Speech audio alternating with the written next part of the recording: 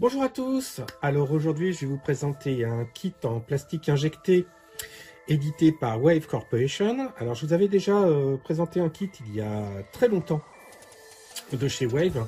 C'était le VF4 Lightning 3 issu de Macros Flashback. C'était le premier kit que je faisais chez Wave. Donc en 1,72, ils sont également connus pour d'autres kits de l'univers Macros, mais au 1 centième. Là par contre on change complètement d'univers, puisqu'on va dans l'univers de Ghost in the Shell. Alors pour ceux qui ne connaissent pas, Ghost in the Shell, c'est avant tout un manga dessiné par Masamune Shirow, que moi j'avais découvert il y a très longtemps dans une publication qui dépendait d'un magazine de jeux vidéo qui s'appelait Player One. Alors je crois que de mémoire ça s'appelle Player Manga. J'ai toujours les numéros d'ailleurs. Je vous en mets là une photo de la couverture. Donc j'aimais bien l'histoire, mais j'avais un peu de mal avec le dessin que je trouvais très fouillis, très brouillon, très chargé. Et les histoires étaient un peu complexes aussi, hein. C'est des histoires avec beaucoup de détails, beaucoup d'annotations et autres. Et bon, aujourd'hui, j'apprécie beaucoup plus qu'à l'époque où j'étais adolescent. Donc, un manga qui a été édité dans cette revue-là, puis ensuite édité, je crois, par les éditions Glénat. Mais ça a été également un film live avec Scarlett Johansson. On ne va pas s'attarder dessus. Qui lui-même était inspiré d'un long métrage animé qui est sorti par la suite. Il y a eu une préquelle à ce long métrage, hein, si je ne me trompe pas, et en parallèle de tout ça il y a eu 2 ou 3, là je suis pas certain, 2 au moins c'est sûr, séries animées, donc qui s'appelle Ghost in the Shell Stand Alone Complex, et cet engin qui s'appelle le Tachikoma, si je prononce bien, ou Tachikoma plutôt. Tachikoma, et donc si je me base là sur ce qui a marqué sur la boîte, serait de la 2e saison de cet animé. Je crois qu'on le voit dès la première saison. Alors, je vais pas revenir sur l'histoire de Ghost in the Shell, d'autant plus que j'ai vu que quelques épisodes de ces séries animées. Donc je voudrais pas m'avancer et dire de bêtises, mais en revanche, il faut voir ces engins aux formes d'arachnides. Il semblerait que Masamune Shirow apprécie énormément ces petites bêtes à 8 pattes. D'ailleurs, beaucoup de ces tanks ou engins se ressemblent à des crabes ou à des araignées, et donc on revient donc sur ce design-là. Sont des unités d'appui de la police. De la police qui est dans cet univers, sachant que bon, il y a énormément de cyborgs, énormément de robots, énormément de mechas. Donc voilà, si vous êtes vraiment intéressé, je vous renvoie vers des sites plutôt spécialisés qui traitent de cet univers que je ne connais pas sur le bout des doigts, et surtout donc comme je vous disais, cette série animée. Tout ce que je sais, c'est que pour des problèmes de droit, Shirow n'avait pas pu reprendre le design de ces tanks qu'il utilisait dans les séries originales, et a donc développé quelque chose qui ressemblait un petit peu et qui s'appelle donc dans cette série les Tachikoma. Il en existe de plusieurs couleurs, de plusieurs formes, mais donc moi je possède celui-ci qui est donc édité par Wave. Le kit lui date, alors la série il me semble elle date de 2002, et la première édition de ce kit, alors il a été réédité mais c'était essentiellement des reboîtages, et la première édition date donc de 2005. Donc si on fait le tour de la boîte, donc à l'avant une illustration avec le Tachikoma pardon, vu de face. En arrière-plan un peu flouté, on l'a on l'a vu de profil. Et ici, le personnage principal, dont le nom, le lieutenant Kusanagi. Voilà, le lieutenant Kusanagi. Son prénom m'est sorti de la tête, mais je crois qu'il est marqué sur le côté là. Donc le lieutenant Kusanagi, qui est donc un cyborg, c'est-à-dire un cerveau humain, semble-t-il, qui est dans un corps artificiel, pour ceux qui ne savent pas ce qu'est un cyborg. Voilà, sinon il n'y a pas grand chose à dire. C'est du 1/24e et pour ceux que ça intéresse, l'illustration serait de Kenji Teraoka. Et donc oui, c'est bien noté ici, 2005 Wave Corporation. Sur le côté, on a donc quelques explications et informations sur le kit en japonais, l'échelle qui est rappelée. Une vue du modèle monté et peint, vue de face et vue de l'arrière, ainsi qu'une figurine au 1/24e, donc de Motoko Kasunagi, le personnage principal, enfin l'un des deux personnages, hein, puisqu'il y a aussi un autre personnage masculin de cette œuvre. Les autres côtés reprennent, alors ce côté-là reprend l'illustration principale. Ici, on a des vues détaillées de l'engin, avec les deux nez, si je puis dire, on va appeler ça les nez, possibles. Hein. On a un nez court, un espèce de capteur ou canon, je sais pas trop, et ici une Gatling rotative. Et on a ici un détail du dessous, et on verra un petit peu plus loin, c'est également la possibilité de mettre les pattes soit en mode fixe, hein, avec 3 espèces d'orteils, ou alors les orteils, on va dire, se regroupent pour former une roue qui lui permet donc d'être mobile et rapide sur des surfaces asphalte. Bah, je vous propose qu'on regarde ce qu'il y a à l'intérieur de la boîte. Donc à l'intérieur de la boîte, bien entendu, on trouve la notice ainsi que 3 sachets de grappes sur lesquels on va revenir par la suite. On va donc commencer par la notice de montage. Un petit zoom s'impose. Alors, la notice, notice en couleur. Hein, de mémoire, il me semble que la notice pour le VF4 était à peu près identique, hein, donc papier glacé en couleur. Là, si j'ai pu traduire, je crois que c'est la liste des grappes, quelques informations, et on attaque tout de suite directement. Donc on voit que on débute par les bras du Tachikoma, pardon. Ah bah c'est marqué là, arms, donc les bras. Donc on assemble des pièces gauche-droite avec des polycaps. Ça veut dire soit la ligne de collage est bien dissimulée dans une rainure de la maquette, soit ponçage, putty pour estomper les marques d'assemblage. Bon, je trouve ça un peu dommage sur une maquette datant de 2005 qu'on ait encore ce genre de choses. Ça aurait pu être monté éventuellement différemment. Enfin bref, donc ici on monte la première partie du bras, donc à faire 2 fois. Ici on a la partie gauche, la partie droite, donc avec des polycaps, donc ça va vouloir dire que c'est relativement mobile.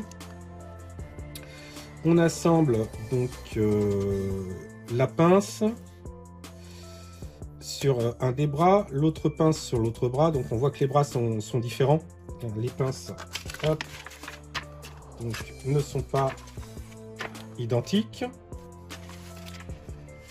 Ensuite, on attaque les jambes, donc avec, alors c'est un peu difficile à voir comme ça, je pense que ça doit être plus ou moins les hanches. La première partie, donc la jambe, la hanche, donc toujours présence de polycap. Ensuite, le pied, on va dire ouvert, ou alors sous forme de roue. Et donc là, je constate, la bonne surprise, c'est que ce n'est pas les mêmes pièces, donc ça veut dire qu'on va pouvoir interchanger les modes si on le désire. Ensuite, on assemble donc ce que j'ai appelé la hanche à la jambe, et on peut en effet soit insérer le trépied, soit on bascule le polycap qui est en bas pour insérer la roue.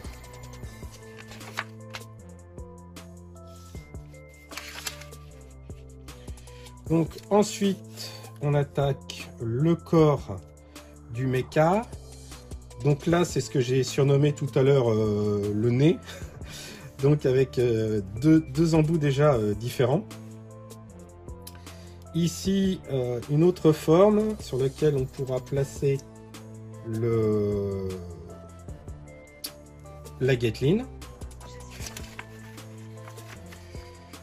Ensuite, on attaque la partie... alors ça, c'est la partie supérieure. Donc il y a des pièces à placer. Alors je crois qu'il faut les peindre avant parce qu'elles sont argentées, il me semble. Donc sur le dôme supérieur. Ensuite, on attaque la partie inférieure où l'on place, où les jambes vont donc les pattes, on va dire, vont se placer. Donc là, ils montrent la pièce et ici, ils expliquent comment l'insérer, donc de biais. Ensuite, ici, on continue donc la partie supérieure, donc en insérant un certain nombre de supports et de cerclages autour des trous, là où vont venir ensuite prendre place les espèces de boules donc blanches qui s'insèrent sur des polycapes. Donc ça veut dire que ça va être aussi possible de les déplacer, hein, ça va être mobile. Ensuite, on rattache donc cette partie qu'on vient de finir à la partie inférieure que l'on a préparée, où on va pouvoir ensuite insérer les jambes.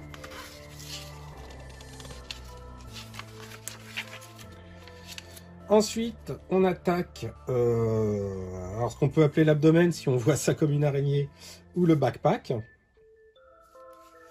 Donc, on commence par le dessus du backpack. Ensuite, on assemble le backpack partie gauche, partie droite. Donc, encore des lignes de collage à faire disparaître. On rajoute les accessoires de chaque côté. Sur le dessus, on rassemble le tout. On met le dessous. Il y a encore quelques accessoires à disposer dessus pour habiller le tout. Et ensuite, on procède au montage final. Donc les quatre jambes, la partie arrière, les deux bras à l'avant et ce que j'ai appelé les nez tout à l'heure, hein, en fonction des choix que l'on a fait. Et ici, donc, la figurine de Kusanagi. Vous allez voir, hein, il y a une figurine donc au 24e qui est fournie. Ici, un bon de commande si on perd une des grappes. Bon, bien sûr, hein, ça ne marche qu'au Japon. Et là, quand on regarde le prix des grappes, ça va de 420 yens à... c'est 420 yens ou 630 yens. Les 420 yens, c'est la polycap et la figurine. Et les autres grappes sont donc à 630 yens. Et derrière, on a donc des photos du modèle pardon, monté et peint, avec ici sur le côté toute la liste des teintes à utiliser, avec les différents mélanges, parce que ce ne sont pas des teintes pures. Par exemple, le bleu dominant, là, c'est un mélange de 1, 2, 3, 4 peintures différentes. 4 peintures différentes. Il y a du bleu, du blanc, 4 teintes différentes. Après, c'est les références, hein, donc je sais que j'en reconnais certaines de mémoire. Le H1, je sais que c'est blanc. Il y a un H4, c'est du bleu. H5, pardon, c'est du bleu. Les autres, je sais pas ce que c'est. Il y a un gris, je crois. Donc, les teintes pour le tachikoma proprement dit. Et juste ici, la même chose pour le lieutenant. Je vous propose maintenant de voir les pièces. Alors, les pièces. Alors, pour ce qui est de la figurine, on en parlera tout à l'heure. Je garde pour la fin. Alors d'abord, une grappe de polycap. Hein, comme on a vu, la majorité de la maquette est soit personnalisable en interchangeant des pièces, soit articulée, donc polycap obligatoire.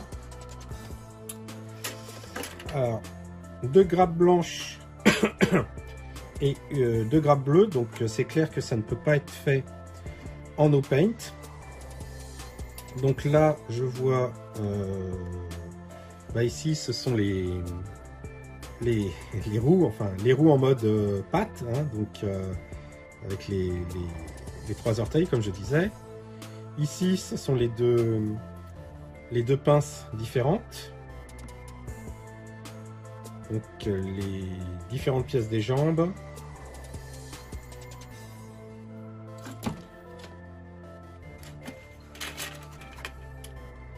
Alors ici, alors ça c'est la pièce qui va aller dans qui va constituer le dessous où va venir s'insérer les différents éléments. Donc le backpack, les pattes ainsi que la Gatling et puis les 2 bras. Donc justement la Gatling elle est là en 2 parties. Ici les pieds en mode roue.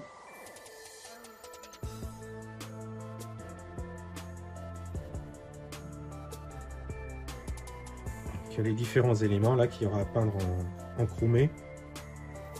Le plastique a l'air sympa, ça a l'air d'être un plastique bien rigide.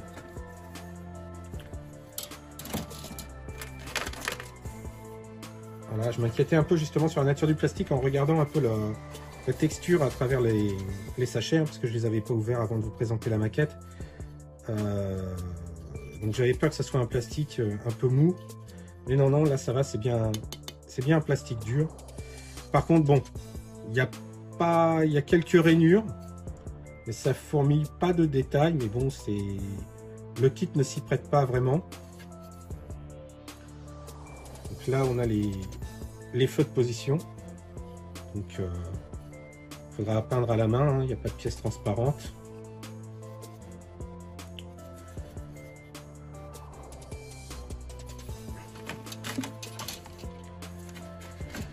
Et là, donc, le dôme supérieur. La partie inférieure où vient se serrer les jambes. Et justement là les jambes. Donc à voir parce que la façon dont ça a l'air de s'insérer,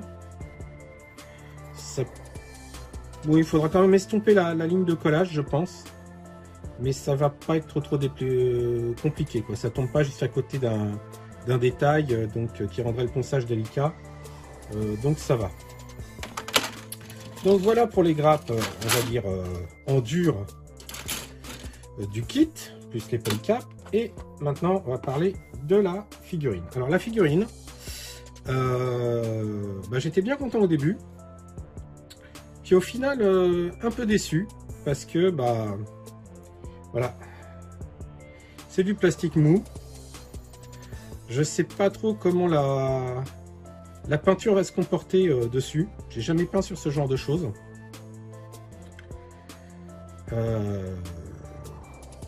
Un peu déçu. Mais enfin bon, je m'y attendais aussi. Hein. Donc à voir.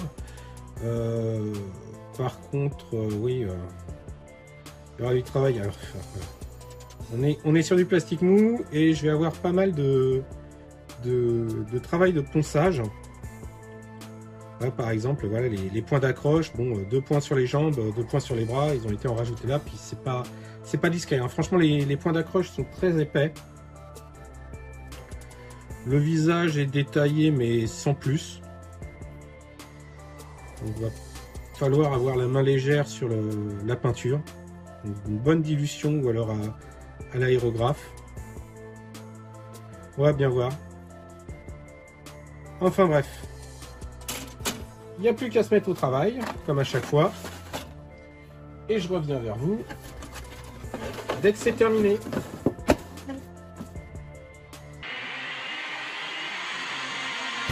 I'm a soldier, значит я и ответчик, и судья. Я стою на 2 концах огня, огибая виражи, обгоняя смерть и жизнь, я бегу сразиться с тенью лжи. Сколько б ни тени плел обман, окажет ли света истина? Save your tears for the day when no pain is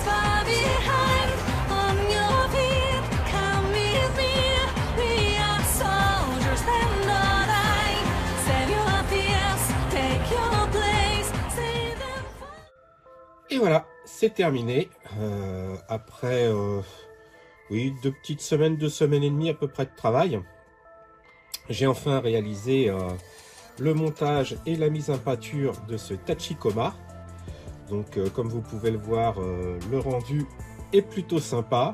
Je lui ai fait prendre une pause relativement dynamique. Et donc, j'ai également fait la figurine du Major. Et non pas du lieutenant, comme j'ai dit à plusieurs reprises lors de la première partie de la vidéo. Hop, on va arrêter le socle pour pouvoir vous présenter donc le résultat un peu plus en détail. Voilà. Donc une échelle, le 1/24e, qui se prête plutôt bien, je trouve, à ce modèle. On va voir la figurine dans un second temps. Mais donc, il est entièrement articulé, hein, les bras sont articulés à différentes zones, hein, ici ainsi qu'ici. Le nez, comme je disais, est également articulé. Le deuxième bras est articulé, donc 2 zones. Les pattes sont articulées au niveau du pied. Attends, je vais essayer. Voilà, on va faire comme ça. Donc les pattes sont articulées au niveau du pied ici. Il y a une articulation ici et également une autre articulation à ce qu'on pourrait qualifier de genou ici. Pardon, voilà là. L'abdomen est également articulé, hein, on peut le manipuler. Donc c'est assez mobile, on peut lui faire prendre quand même un grand nombre de poses différents. Les espèces d'yeux là aussi sont également articulés, hein, comme vous pouvez le voir. Donc c'est quand même très sympa, très sympa. Alors côté couleur, j'ai essayé de suivre les indications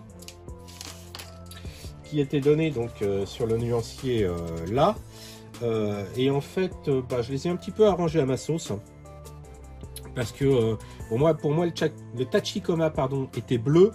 Et le mélange qu'il donnait tirait vraiment sur un violet très prononcé, donc j'ai un petit peu nuancé de telle façon à ce qu'il tire plus vers le bleu, mais garde des reflets violets quand même. Tous les éléments qui étaient donnés à peindre en aluminium brillant, moi j'ai préféré utiliser un aluminium mat que j'utilise pas mal en ce moment, hein, c'est cette référence là, hein, c'est un aluminium de chez Tamiya, le XF16, que j'aime beaucoup. Je trouve qu'il se prête, qu'il est beaucoup plus réaliste lorsqu'on veut faire une pièce métallique que le chrome brillant. Donc moi j'aime beaucoup ça. J'ai également creusé les petits canons de chaque côté là. Ils étaient en plein. J'ai utilisé une petite pointe pour creuser l'intérieur et que ça soit creux, donc voilà, hein, que ça soit creux, que ça fasse un peu plus réaliste, si on peut s'exprimer ainsi. Et derrière ça, j'ai fait un panel line basique, hein, sans weathering particulier. J'ai juste un petit peu accentué tout ce qui est jointure creux par endroit, pour faire comme des espèces, alors ça se voit peut-être pas bien à la caméra là, mais pour faire des espèces des traces plutôt huileuses. Et donc quelques passages de vernis brillant type clear, hein. J'ai appliqué 4 couches de clear, 4 ou 5 couches de clear à 5 minutes d'intervalle, donc pour avoir un effet vraiment brillant. Il n'y a que pour les pieds, hein. Alors évidemment je montre l'endroit qui ne se voit pas à la caméra, mais donc il n'y a que pour les pieds, hein, à cet endroit là où j'ai utilisé donc un vernis mat pour garder cette apparence de caoutchouc, puisque je le rappelle, il y a un mode où les pieds se referment pour faire une sorte de roue. Alors il y a possibilité de remplacer les pieds par les roues. Alors je vais essayer de le faire là sans tout démonter, parce qu'en fait c'est que des polycaps, hein, donc ça se démonte assez facilement. Donc il suffit de tirer, voilà, retirer le pied, mettre la pièce qui forme la roue, Voilà, et il y a un polycap donc qui bascule et on passe en mode rotatif, hein, en mode roue. Moi personnellement, bon, je vous mets une photo là, parce que je l'ai fait pour une séance photo, hein, pour rendre compte sur mon site. Mais vraiment, j'aime pas le rendu que ça lui donne. Bon, l'avantage de cette articulation là, c'est que du coup, on se retrouve avec une articulation supplémentaire pour faire prendre un certain angle à la patte, hein, donc on peut faire des poses un peu plus dynamiques, un peu moins statiques. Parmi les autres options, on a également, alors comme je l'avais dit sur la revue de la notice, les différents nez. Donc on a, si on retire l'ensemble du nez, on peut le remplacer par une Gatling. Voilà. Donc j'ai un peu vieilli. J'aurais dû utiliser un autre rendu, mais bon, je l'ai fait vraiment pour que ça soit complet et faire la présentation vidéo, parce que c'est pas, j'aime pas plus que ça ce rendu là. Oups, attention. Et donc on peut également replacer un autre nez. Alors j'essaie de trouver le bon sens. Hop. Donc on change l'élément là par une espèce d'emboutourou. Et voilà. Donc on a les différentes options donc de ce Tachikoma ou un 24e de chez Wave. Hop, voilà. Toc, retour à la pose initiale que j'avais prise. Donc voilà, et comme je disais, hein, c'est complètement articulé, donc on peut lui faire prendre quand même des poses assez sympas, sachant que bon, les Tachikoma, elles sont quand même, comme dirait ma fille, ils sont mignons, ils sont sympas. Hein, en plus, il y a toute une série de petites vidéos qui étaient à la fin des épisodes, je crois, ou en bonus sur les DVD, je sais plus, qui leur sont consacrés, qui sont assez sympas. Et donc l'autre point qui était fourni avec, c'est la figurine du Major, donc Kusanagi. Alors, pas difficile à peindre. J'ai fait la base relativement claire là à l'aérographe, le reste au pinceau. Et ensuite j'ai appliqué une couche de vernis mat et par endroits j'ai repeint en noir brillant, par exemple pour la boucle de la ceinture. Par contre, j'avoue que je n'ai pas peint les yeux moi-même, parce que le 1/24e je maîtrise pas du tout. J'ai essayé, mais c'était catastrophique. Elle louchait, enfin bon, c'était horrible. Donc j'ai réutilisé des décalcomanies qui me restaient d'un autre kit ou 1/24e. Donc je sais pas si je les ai là. Hop. Donc c'était les décalcomanies de Lin Minmay. Mais bon, c'est loin d'être parfait, parce que alors le regard n'est pas tout à fait le même. Et en plus, Lin Minmay a les yeux bleus, là où le Major Kusanagi a les yeux plutôt marron-vert. Donc, comme on me l'a fait remarquer fort justement, c'est pas ce qu'il y a de mieux. Mais croyez-moi, c'est largement mieux que ce que moi j'avais réussi à faire au pinceau. Et bon, j'ai pas collé la tête. Hein, voilà, c'est juste emboîté. Donc si un jour il me prend l'envie de tout décaper et de recommencer, en tentant de peindre les yeux, si un jour j'ai le niveau nécessaire, ça sera pas difficile à faire. Ça fait partie des choses qui peuvent être encore améliorées sur ce kit.